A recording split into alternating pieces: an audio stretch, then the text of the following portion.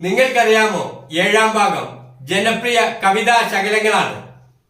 അവ ആരെഴുതിയതാണെന്ന് പറയാമോ? ഉമ്മ വിളമ്പിയ ചോറിനു മുമ്പിൽ ഞാൻ ചുമ്മാ മുഖം കറുപ്പിച്ചിരുന്നു.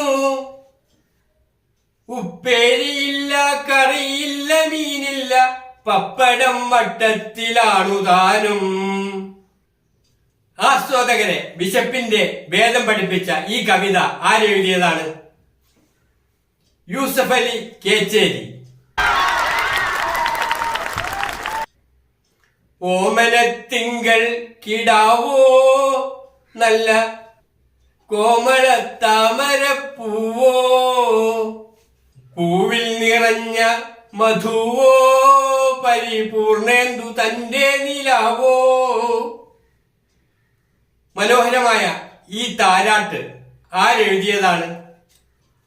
ഇരയിമ്മൻ തമ്പി.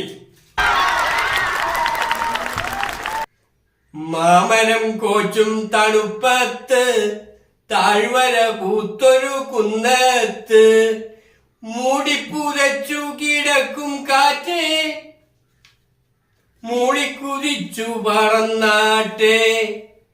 കാറ്റിനോട് കഥ പറയുന്ന ഈ കവിത ആരുടേതാണ്? ഇടശ്ശേരി. യാത്രയാക്കുന്നു സഖി നിന്നെ ഞാൻ നേർത്ത മൗനത്തിന്റെ പട്ടുനൂൽ പൊട്ടിച്ചിതറും പദങ്ങളാൽ.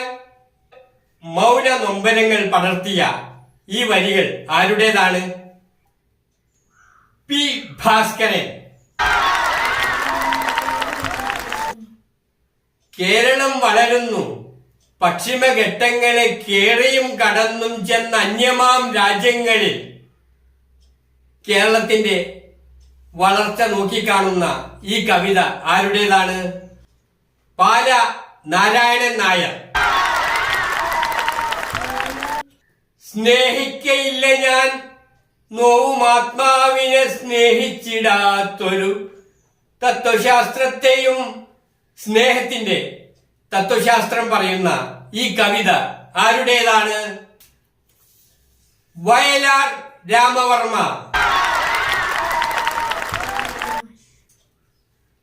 ജനിക്കും നിമിഷം തൊട്ടൻ മകൻ ഇംഗ്ലീഷ് പഠിക്കണം, അതിനാൽ ഭാര്യതൻ പേരങ് ഇംഗ്ലണ്ടിൽ തന്നെയാക്കി. മലയാളികളുടെ ഇംഗ്ലീഷ് ഭ്രമത്തെ പരിഹസിച്ച ഈ കവിത ആരെഴുതിയതാണ്? കുഞ്ഞുണ്ണി മാഷ്.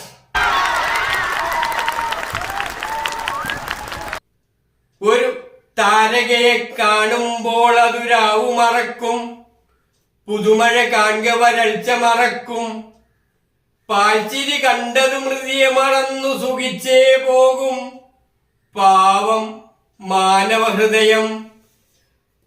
മനുഷ്യ മനസ്സിനെ കുറിച്ച് ഇത്ര ലളിത മനോഹരമായി വിവരിച്ച കവിത ആരുടേതാണ്? സുഗതകുമാരി. മലഞ്ചൂരാൻ മടയിൽ നിന്നും കുറത്തിയെത്തുന്നു, വിളഞ്ഞ ചൂര പനമ്പ് പോലെ കുറത്തിയെത്തുന്നു. കുറത്തിയുടെ കഥ വേറിട്ട ഭാഷയിൽ പറഞ്ഞ കവി ആരാണ്? കടമ്മനിട്ട.